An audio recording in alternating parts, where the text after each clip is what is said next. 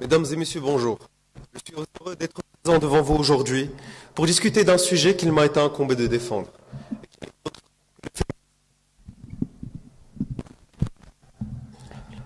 Un sujet plutôt polémique, dirons-nous. Attention cependant, nous n'allons pas parler du féminisme auquel nous sommes habitués aujourd'hui, mais plus de ce qu'il est devenu. Un féminisme vil, qui souhaite réellement nous briser les relations qui existent entre nous, hommes et femmes. La raison, nous la connaissons tous, et de toute façon, ce n'est pas notre sujet aujourd'hui. Ce que je vais essayer de vous prouver, grâce à mon intervention, c'est comment, en s'immisçant dans la base de ce qui fait notre société, c'est-à-dire la famille, il a réussi à nous diviser, à briser ces liens qui nous lient. Quant à mes chers camarades ici présents, ils passeront dans l'ordre pour parler de ce féminisme dans le cadre du travail, le féminisme en général, quelques statistiques pour appuyer nos propos, et pour finir, je reviendrai sur scène pour vous conter la conclusion de ce débat. Alors, mesdames et messieurs, commençons. Dans l'histoire de l'humanité, jamais la famille n'a été autant en danger qu'aujourd'hui.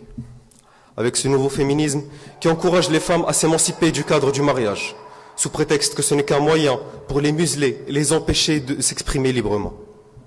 Et ainsi les empêcher aussi d'exprimer leur plein potentiel.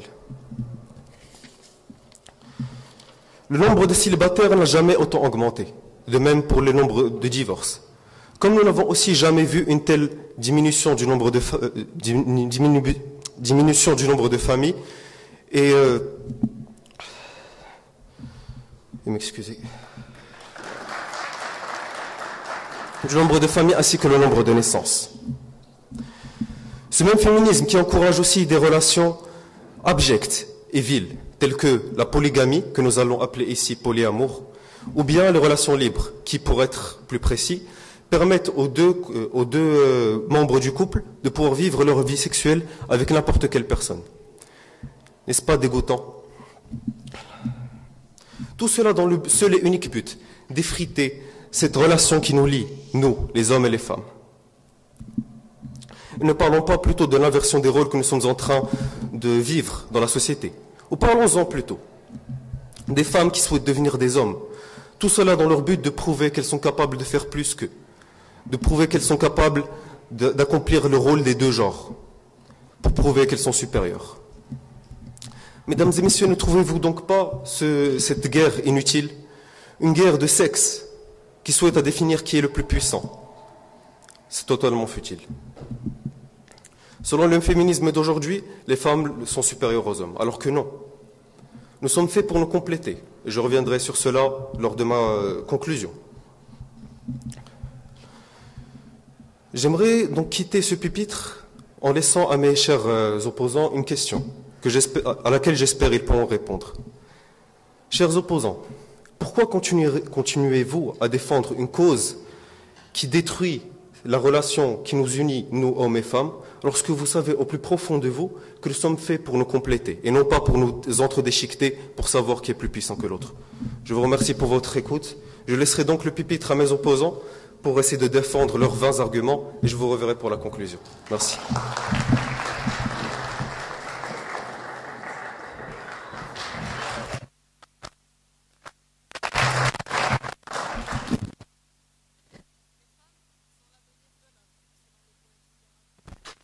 Mais qu'en est-il de leur passé?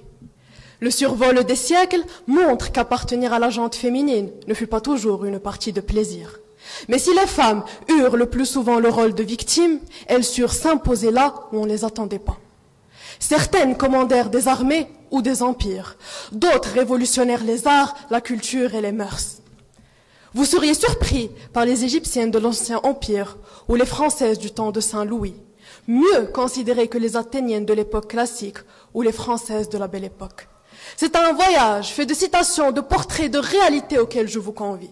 Oubliez tout ce que vous croyez sur la place des femmes dans l'histoire et appréciez leur parcours sinueux, tissé d'avancées spectaculaires et de reculs douloureux. Les suffragistes, Mary McLeod Bethune, Simone de Beauvoir, Rosalind Franklin, Marsha P. Johnson, Marie Curie, Rosa Parks, Cléopâtre, Fatima el-Fihriya, Zeynab el-Nafzawiya, Sayyida al-Hurra et j'en passe. Toutes ces femmes que je viens de citer ne sont pas que des épouses assignées à leur cuisine.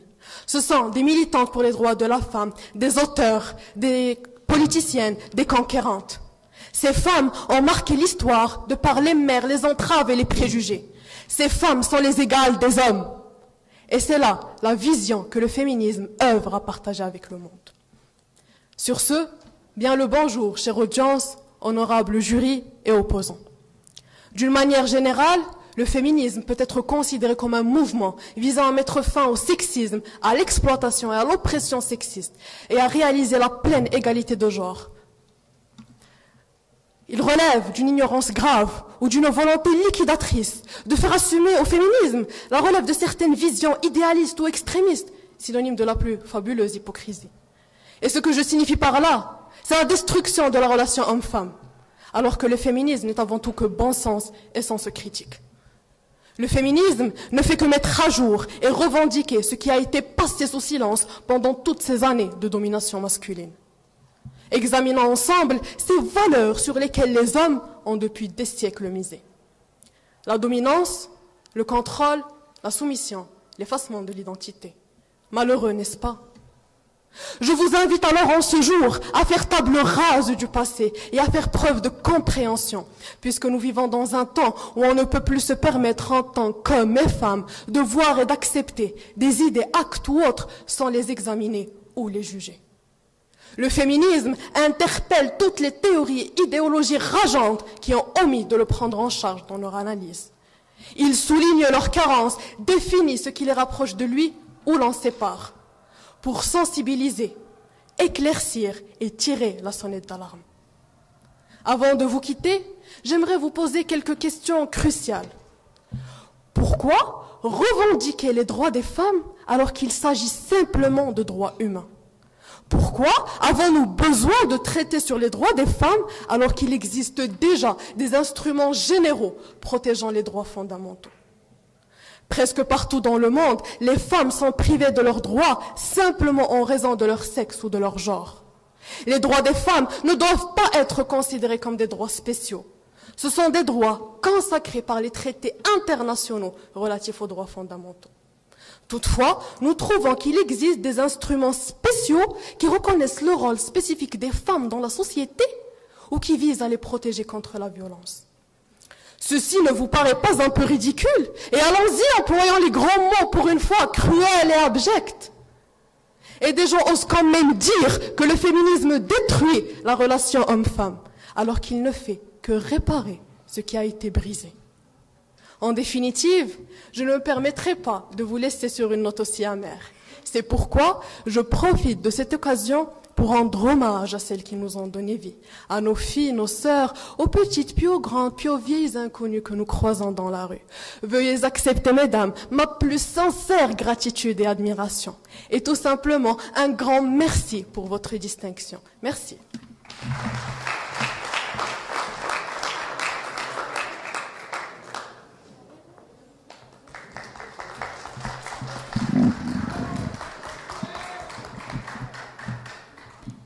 Dans l'écho des temps, un souffle de révolte, le féminisme émerge, une quête qui récolte.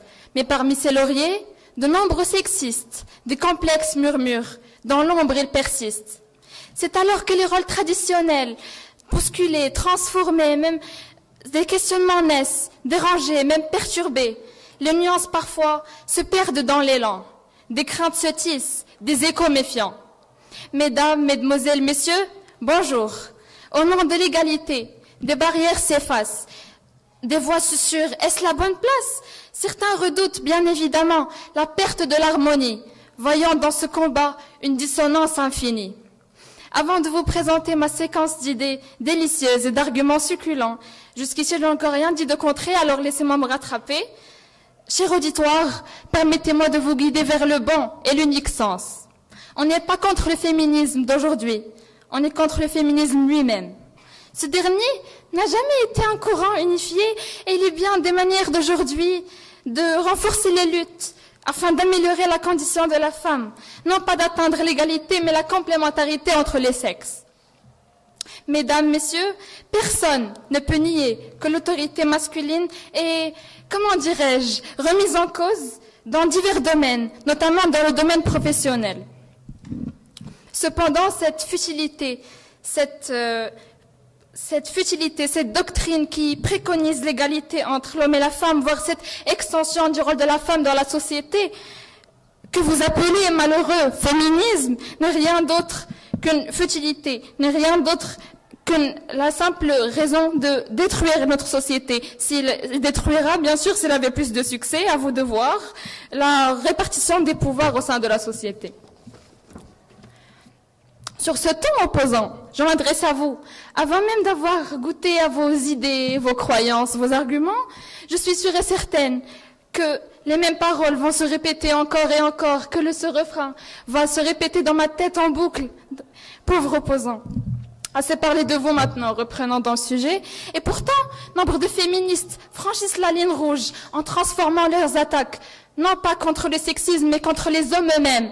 Fruit de ce conflit, démolition, écroulement de la relation homme-femme. Dans ce sens, audience, très très chère audience, permettez-moi de vous présenter mes cartes. Sentiment de concurrence, de rivalité au sein du travail, exacerbé par ces initiatives féministes mises en place afin d'encourager la promotion des femmes. Cependant, vous l'avez bien deviné, cela créera des conflits au sein du travail. Certains percevront cette action comme une menace directe à leurs propres opportunités de travail. Exemple très très signifiant qui nous démontre que le féminisme n'est rien d'autre que la parfaite recette afin d'atteindre un échec ultime. 2. Pour mettre l'accent sur ce que Mohamed a mentionné précédemment, Dieu a créé l'homme et la femme pour qu'ils se complètent. Donc, quel est le but de comparer l'incomparable? Mais coupez-leur le micro, bon sang. Quel est le but de comparer l'homme et la femme, qui sont tous les deux tellement importants, tellement cruciaux les uns que les autres, qu'ils ne peuvent justement jamais s'égaler? Je suis pas sûre de comprendre. Vraiment pas sûre de comprendre. 3. Ce féminisme auquel vous êtes tellement attachés, très chers opposants, si absurde qu'il soit, crée une sorte de tension intérieure chez chacun des sexes. En d'autres mots, une crise d'identité sexuelle. Qu'est-ce que la masculinité? Qu'est-ce que la féminité? Qu'est-ce qui fait de moi une femme et qu'est-ce qui fait de lui un homme si tous les deux ont les mêmes rôles dans la société, si tous les deux assurent les mêmes responsabilités, Opposants, je m'adresse à vous encore une fois. Vous prenez l'imagination, créativité, mais qu'en est-il de la réalité? Aujourd'hui, devant toutes ces lumières accablées vers moi, je me suis dit, Nour, tu devrais établir la vérité, rien d'autre que la vérité. Voyez-vous, mesdames et messieurs, la victoire ne m'intéresse guère. L'appel à la raison est mon ultime envie. Que la complémentarité soit l'ultime symphonie, où chaque note résonne en toute harmonie. Que le féminisme, bourré d'inconvénients, soit le principal obstacle d'un monde plus intelligent. Merci à tous.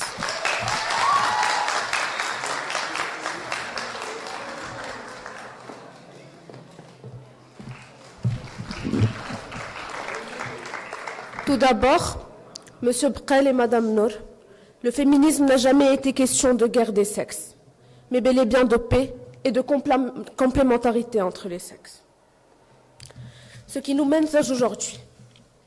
Aujourd'hui, dans 2 lits différents de la même ville, 2 filles se sont réveillées pour la première fois près de quelqu'un. L'une d'elles n'a jamais autant prié pour ne serait-ce que 5 minutes de plus au lit. Cette présence l'a complétée, l'a rassurée, lui donnait envie de tout donner pour espérer revenir le soir et raconter sa journée. Tandis que l'autre, ça l'étouffait. Comme quand on décide de sortir au mauvais moment et qu'une voiture nous rentre dedans et nous paralyse à vie, elle regrettait amèrement d'être là. Mais au fond, avait-elle le choix? Alors, à votre avis, laquelle des 2 a grandi dans un environnement féministe? Laquelle des 2 a une valeur à partager? Laquelle des 2 a quelque chose à raconter le soir? Laquelle des 2 s'est épanouie pour être là quand ça va, là quand ça va pas? Laquelle des 2 peut aider la personne qu'elle aime? Même si une d'elles a le courage de se disputer pour mieux se réconcilier, tandis que l'autre se tait. Laquelle des 2 réussira sa relation et se battra pour un bien commun, et laquelle la détruira et se verra forcée à rester dedans. Le féminisme, mesdames et messieurs, n'a jamais été là pour encourager une vie sans l'homme, ni une vie où la femme serait meilleure que l'homme. Il est là pour que tout le monde puisse donner le meilleur de soi, pour que tout le monde puisse avoir confiance en lui et en l'autre, pour que tout le monde soit apprécié et reconnu à sa juste valeur. Alors si encaisser pour vous, durant toute une vie, au nom de ne pas être féministe, c'est réussir ses relations.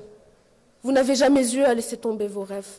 Vous n'avez jamais eu à vous endormir sans vouloir vous réveiller, à vous faire constamment rabaisser, taper dessus pour des choses aussi simples que le bonheur, la paix, l'envie, des choses que tout le monde mérite.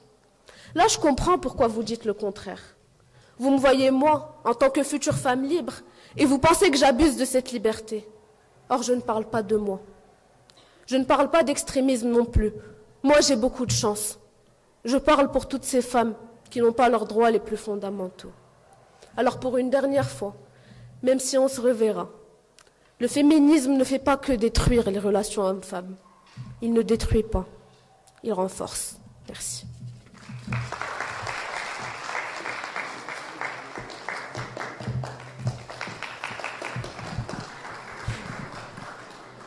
Vengeance.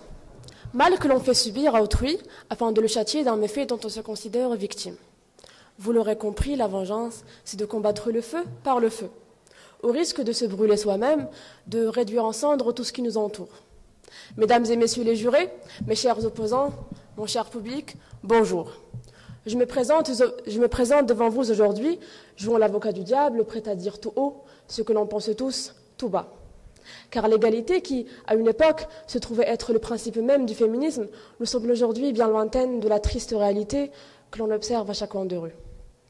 Des femmes fortes, indépendantes, femmes capables, comme on dit, considérant qu'il est de leur droit, voire même de leur devoir, de faire subir à l'homme le traitement dont elles-mêmes ont dû souffrir pendant des décennies, des siècles, des millénaires, essayant de s'accaparer du rôle traditionnel que l'on occupe depuis la nuit des temps, propageant leurs hostilités à travers les médias de par leur discours passif-agressif, empêchant la communication entre les deux sexes. Car après tout, on leur a enlevé leur voix pendant si longtemps. Qu'est-ce qui les empêche de reproduire les mêmes erreurs sur les générations d'aujourd'hui? Eh bien, sachez, mes chers opposants, qu'à qui souhaite trop se venger, il en coûte. À trop vouloir rendre la monnaie de leurs pièces aux hommes, on finit par se retrouver sans argent, sans paix, sans relations saines et durables, sans rien du tout, mon cher public. Je n'en viendrai même pas à mentionner qu'il est préférable de guérir une offense que de la venger, un proverbe qui, mes chers opposants, doit vous paraître farfelu. Mes opposants naïfs et ignorants à la réalité des choses, essayant de convaincre mon bien assez sage public de l'absurdité de vos propos, lorsqu'on le remarque de nos propres yeux, partout, au travail, en famille, dans la rue, partout, vraiment, je le répète. Hommes et femmes se chevauchent, ils se battent pour les pouvoirs, ils essayent de se prouver qu'ils sont plus importants, plus, je ne sais pas, plus forts, plus intelligents, qu'ils sont tout simplement plus les uns que les autres. Lorsqu'ils savent très bien que leurs capacités ont été créées afin de se complémenter, et non de s'égaler. Pourtant, lorsque hommes et femmes sont censés s'entraider, le féminisme intervient. Il leur voile la face, il les éloigne les uns des autres, avec sa prétendue égalité impossible par ailleurs qui, rappelons-le, hommes et femmes ne seront jamais égales, physiquement, psychologiquement, émotionnellement.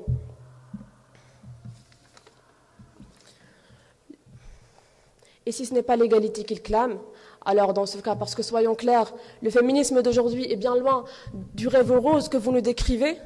Le féminisme d'aujourd'hui hurle bien haut, bien fort, à qui souhaite l'entendre. Supériorité des femmes, infériorité des hommes. Laissez-moi vous peindre un petit portrait, afin de vous expliquer un peu mieux mon analogie. Je vous emmène avec moi au XIXe siècle. Révolution française, abolition de l'esclavage, mais également oppression des femmes. Femmes banales, femmes inutiles, femmes bonnes à rien, femmes objets sexuels dont les hommes peuvent se vanter auprès de copains. Car après tout, ce sont des hommes, ils sont plus forts, ils sont au pouvoir, ils sont plus importants. Ils le sont tout simplement plus. Et je vous ramène un autre jour, où l'importance des femmes, le rôle dans le quotidien de notre société ne peut être ignoré. Où au Maroc, les femmes travaillant dans les établissements publics ont atteint la même paye que les hommes. Où les femmes sont de plus en plus reconnues à leur juste valeur et où les hommes sont les plus dénigrés de l'histoire de l'humanité. Women have the right to hate men. Où les femmes ont le droit d'haïr des hommes. Revendique le blog d'Anthony James Williams, féministe américain blogueur, après que le hashtag Men Are Trash se soit propagé sur Twitter. En tant que femmes, on nous encourage à aimer les hommes, mais nous avons parfaitement le droit de ne pas les aimer. clame haut et fort Pauline Armange, écrivaine française, se proclamant être féministe. Le féminisme, les femmes font passer la misandrie pour une blague. Ce n'est pas drôle. Tel est le titre d'un récent article du Time Magazine, l'un des principaux magazines américains. Peu importe où l'on se trouve, partout dans le monde, même là où les sociétés matriarcales règnent en maître, les hommes continuent de se propager cette image négative que le féminisme leur colle à la peau. Une image dont ils n'arrivent pas à se débarrasser, une mauvaise image, tout simplement. Se retrouvant dans une société où ils sont par défaut considérés tels une nuisance. Stupides et inutiles, car les femmes, c'est bien connu, se porteraient bien mieux sans eux. Elles sont plus indépendantes, elles sont plus fortes, elles sont tout simplement plus. Alors certes, pour l'instant, les choses ne sont pas aussi farfelues qu'elles étaient à l'époque, pas aussi extrêmes que je le décris. Mais ne voyez-vous donc pas le chemin sur lequel on s'engage, le chemin étroit qui me fait peur personnellement, chemin effrayant, chemin épineux, chemin qui ne mène vers qu'une seule solution, la destruction des relations entre hommes et femmes, la destruction de l'entièreté de notre société. Merci.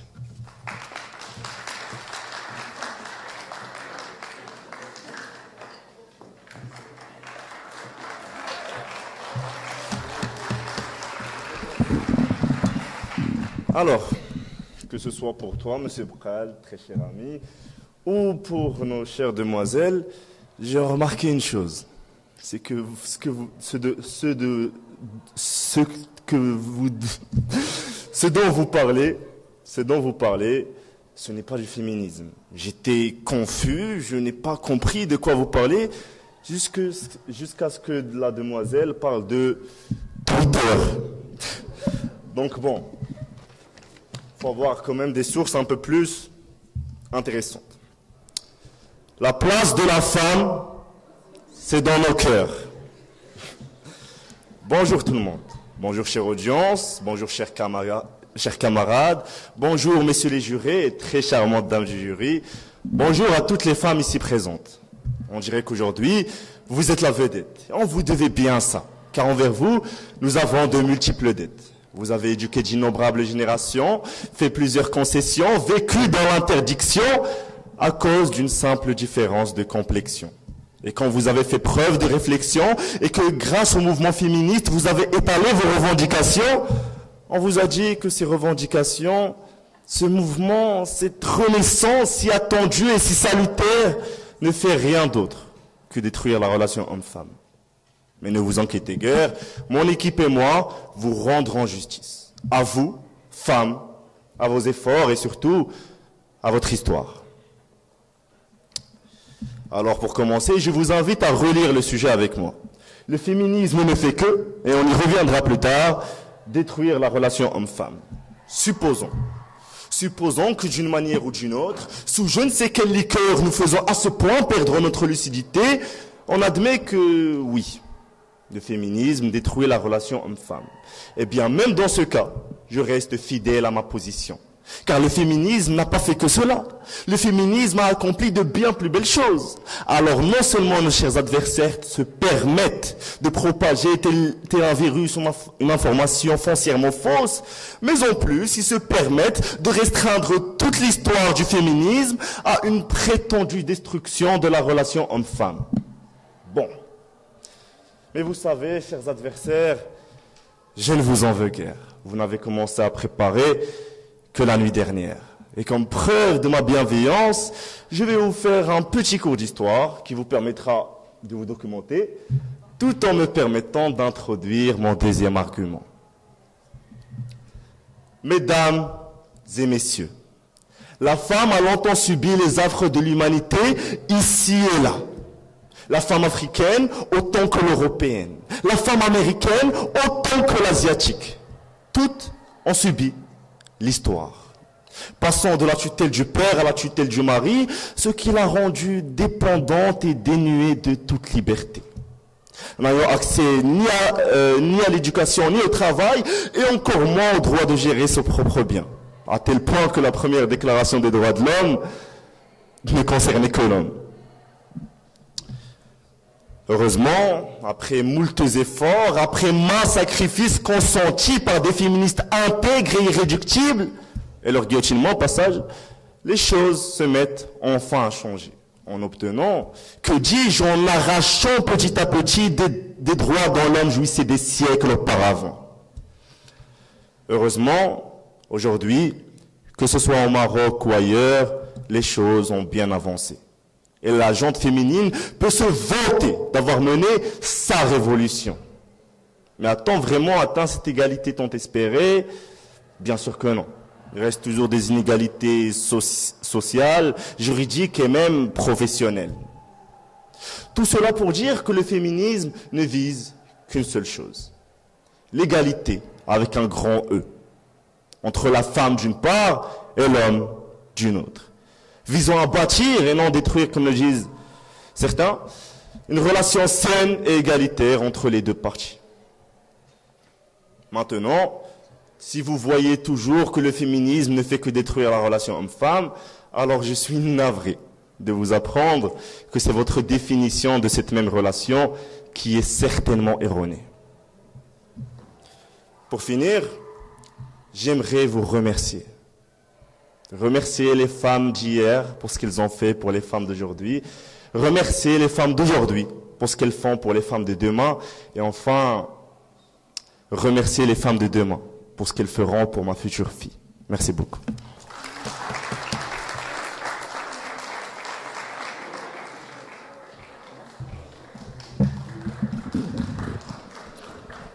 Mesdames et messieurs, honorablement de cette assemblée, je me tiens devant vous aujourd'hui pour aborder un sujet qui transcende les préjugés et requiert un regard critique dans le monde qui nous entoure. Nous entrons dans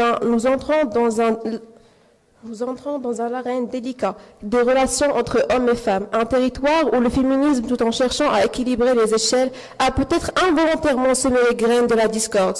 Nous plongeons au cœur de cette question épineuse. Le féminisme, ce mouvement puissant, est-il en train de détruire la relation sacrée entre hommes et femmes? Permettez-moi de vous emmener dans un voyage à travers le labyrinthe complexe et dynamique interpersonnel où chaque pas que nous faisons peut dévoiler des vérités dérangeantes et des réalités qui défient les normes préétabli. Car aujourd'hui, je ne viens pas simplement exposer des opinions, mais plutôt je vous invite à plonger dans une réflexion profonde sur l'impact du féminisme sur les liens qui unissent la moitié de l'humanité à l'autre. Accrochez-vous car nous explorons un territoire chargé d'émotions, de statistiques et de perspectives parfois incommensurables. Une étude percutante de l'UNICEF révèle de manière alarmante les surdémesurés du nombre d'enfants sans abri. Depuis l'avènement du féminisme, ce déséquilibre inquiétant est une tâche indélébile, une manifestation tangible, des ravages causés par un mouvement qui prétendait promouvoir l'égalité. Les statistiques parlent d'elles-mêmes. Dans de nombreux pays, l'augmentation vertigineuse du nombre d'enfants errants est une réalité amère. En Inde, une nation où le féminisme a gagné du terrain, plus de 20 millions d'enfants errant sans abri. Les États-Unis ne sont pas épargnés avec une hausse de près de 70% du nombre d'enfants sans domicile fixe depuis les années 1980, totalisant plus de 1,5 million d'âmes diminuées en 2020. Une autre séquelle préoccupante du féminisme réside dans la montée en flèche des familles monoparentales, principalement des mères élevant seules leurs enfants. Selon une étude de l'Institut national de la statistique, ce nombre a triplé depuis le mouvement du féministe. Les enfants issus de ces familles sont souvent exposés à des défis émotionnels et sociaux, ce qui montre clairement les effets négatifs du féminisme sur la relation entre hommes et femmes. Par exemple, en France, selon l'INS, en 2018, 18% des familles étaient monoparentales. Parmi elles, 85% sont composées d'une mère célibataire et des enfants. En 1990, elles ne représentent que 12% des familles. Au Canada, selon le recensement de 2016, 16% des familles sont des familles monoparentales. Parmi eux, 81% sont dirigées par une mère célibataire. Nonobstant les avancées dans les droits des femmes, le féminisme n'a pas échappé à la critique acerbe. Certains mouvements féministes ont engendré une objectification des femmes et une trivialisation des relations sexuelles, alimentant des comportements à risque et une augmentation le démontrant les enquêtes alarmantes. Le féminisme censé renforcer les relations hommes et femmes semble avoir engendré une détérioration au lieu de l'élévation. Enfin, l'impact du féminisme sur le taux de natalité indéniable. Une enquête de l'OCDE atteste une baisse considérable de natalité dans de nombreux pays, certains atteignant les seuils de renouvellement générationnel inquiétants. Les femmes semblent détourner leur aspiration de la maternité vers d'autres domaines de la vie, tels que l'éducation, la carrière et la réalisation personnelle. Les Nations Unies confirment cette tendance mondiale avec un taux de fécondité mondiale chutant de 4,7 enfants par femme en 1950 et 2,4 en 2020. Si vous considérez que Twitter n'est pas assez fiable, laissez-moi vous parler de l'hashtag Men Are Trash, mouvement Men Hating, conséquence du féminisme d'aujourd'hui qui donne à la haine un nom et une voix. Merci.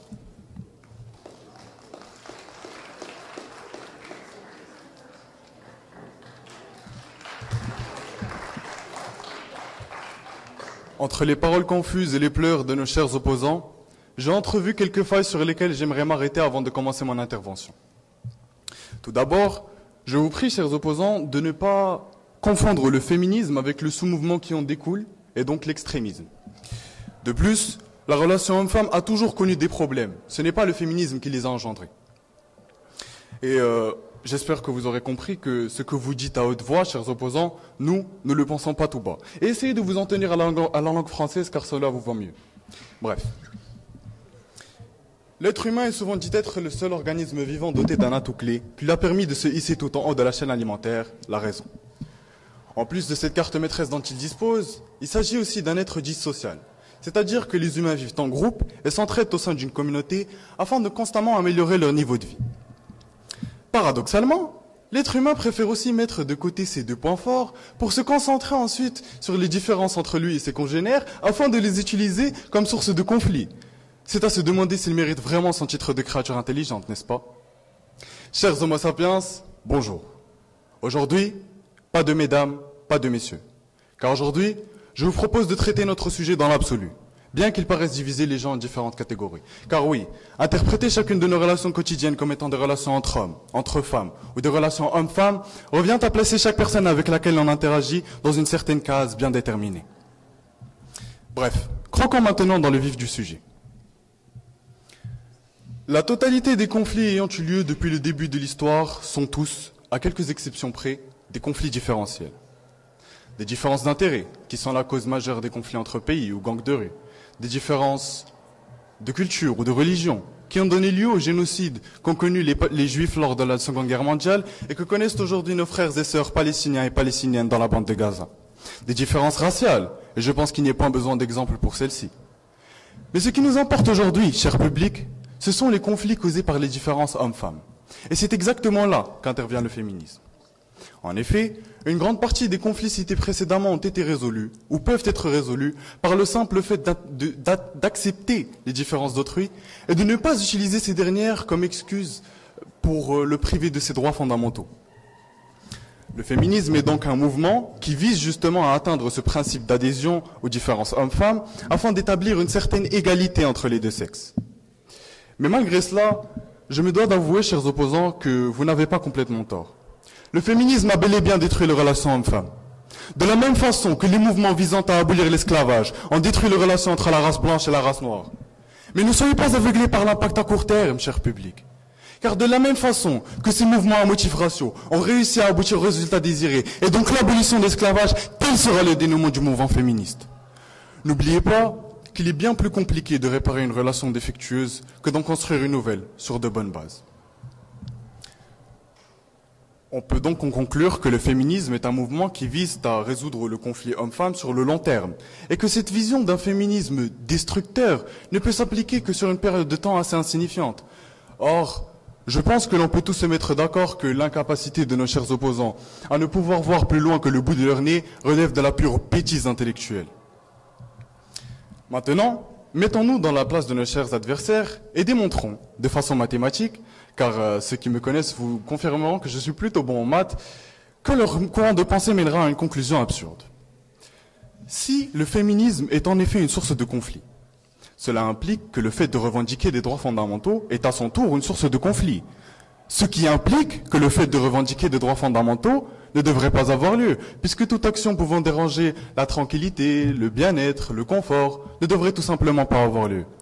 Or, d'après le fondement même de l'humanité, priver sans semblable de ses droits fondamentaux relève d'une absurdité extravagante. La supposition est donc fausse, et le courant de pensée de nos chers camarades mène vers une impasse. J'espère, chers auditeurs, que vous serez en mesure d'utiliser votre atout clé en tant qu'humain, c'est-à-dire que vous vous laisserez guider par la raison. J'espère, chers auditeurs, que vous serez en mesure de voir que le féminisme n'est pas un mouvement destructeur, mais qu'il sera plutôt le tuteur d'une nouvelle relation de plus grande ampleur. Alors n'ayez pas peur, car à partir de maintenant, les propos de mes chers opposants auront un peu plus de pudeur. Et voyez le féminisme plutôt comme étant un toit, sous lequel chacun d'entre nous, quel qu'il soit, pourra vivre sous de nouvelles lois, dans l'égalité et la justice. Merci à tous.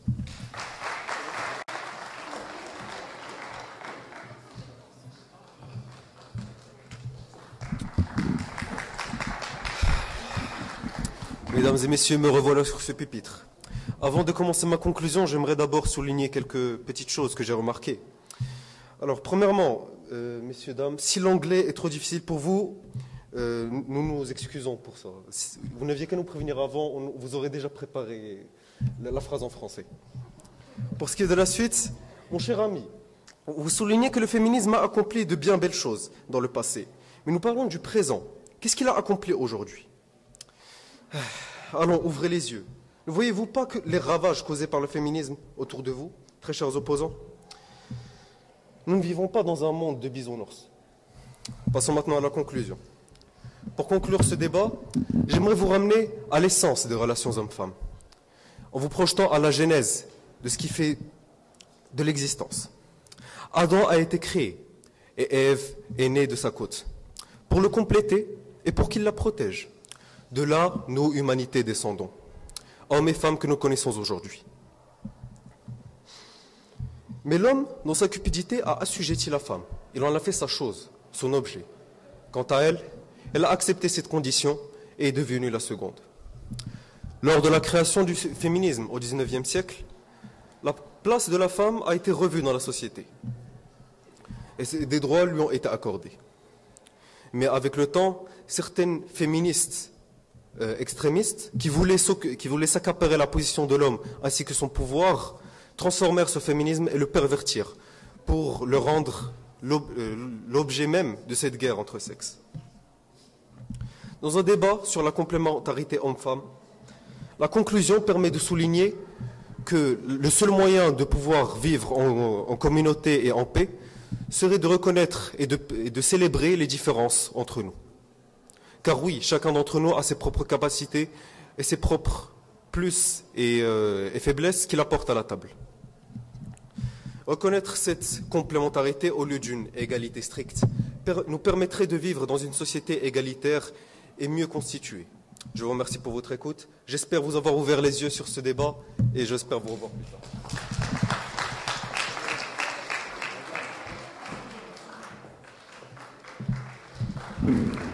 tard. J'ai encore une fois envie de revenir sur ce qui a été dit avant moi. Monsieur Brel, c'est juste qu'il s'agit d'un débat en français. Donc on évite de ne pas respecter les règles. Après, Madame Erij, merci d'avoir cité tous les bienfaits du féminisme alors que votre position, c'est qu'il ne fait que détruire les relations hommes-femmes. Et puis, merci pour toutes vos statistiques, Madame Dua, mais elles me semblent assez hors sujet. Eh bien, le débat est presque terminé. Il nous reste quelques minutes ensemble. Alors, je vous propose que pour la durée de mon intervention, on éteigne les lumières, qu'on s'écoute rire, qu'on se sente, qu'on se comprenne. Mais aussi que vous m'écoutiez sans avoir à me voir, sans avoir à inconsciemment me juger. Écoutez ce que j'ai à vous dire, parce que je n'ai pas envie que quand vous quitterez la salle, que l'équipe adverse vous remplisse de haine et de cet esprit de compétition malsain qui représente la source même du conflit homme-femme. Je vais vous mettre en situation. La vie de tout homme ou de toute femme est très dure. Mais imaginons que Monsieur Brel et moi, notre rêve absolu à tous les deux, c'est de vivre dans une forêt, dans la plus belle maison que vous puissiez imaginer. Le seul problème, c'est que pour y arriver, il va falloir qu'on traverse une rivière. Alors au début, on lui donnera à lui une barque. Et moi, tout le long du chemin, on tentera constamment de me noyer. Une fois arrivé, peu importe les efforts qu'il a faits, peu importe le nombre d'heures qu'il a passé à ramer de toutes ses forces, je n'aurai pas l'impression qu'il a souffert. Alors là, je le détesterai. Je ressentirai là l'injustice à son paroxysme. Ce ne sera pas de sa faute, évidemment, mais je ne pourrai m'en empêcher. Là où je veux en venir, c'est que si on était dans un monde féministe où on m'aurait aussi donné une barque,